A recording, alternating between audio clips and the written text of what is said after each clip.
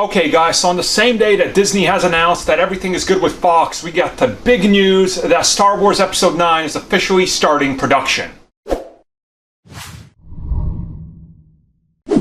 So of course, if you guys have been following the news, Episode 9 is going to be the final chapter of the Star Wars saga as we know it. This one of course brings back J.J. Abrams, who of course directed The Force Awakens, and Rian Johnson did The Last Jedi, which of course split people in half, at least when you look at the fan bases. So looking at the outlook, at least, I guess, for Episode 9, there's a few interesting confirmations for what we're getting. One, fan favorite Lando Calrissian will be back.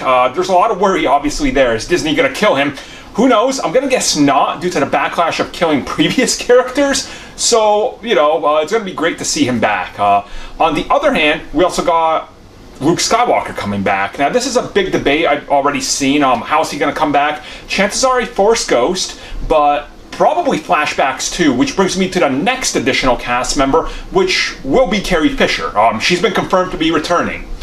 They're going to be using old footage that they shot for the previous films. Now, of course, how they do this, because apparently they never killed her off with any of that footage, it's going to be interesting to see how this goes, right? There's no confirmation or anything if they're going to be using a, CG double at any point or anything, which I would assume at some point they're going to have to, just because there can't possibly enough footage, from back there to be able to fit into the exact plot they're doing.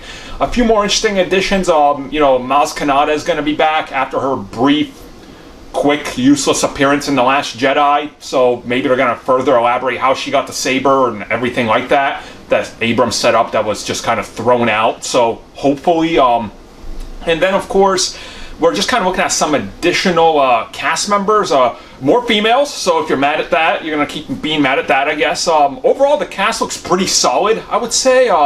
Everything's shaping up to be more of what Abrams did. Now, as I recently said on Twitter, I haven't talked about it here, I watched The Last Jedi and The Force Awakens backwards, back to back, and they're different films. So I'm glad to see that Abrams is going to bring his more classical style in, but just seeing how different The Last Jedi is, like cinematically, as opposed to The Force Awakens, it could be a little jarring, which is my only worry, that we're going to have a movie in the middle that feels and looks and acts and everything is different. Hopefully not, but I'm really excited, and my favorite Poe Dameron is going to be back again, so I should probably mention that, even though that's obvious, but I should mention it because I like the actor. So yeah, there you go.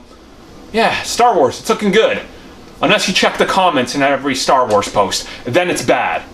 Like the ones for the Clone Wars cartoons, because that's where you want to stress you hate The Last Jedi, in the Clone Wars celebration.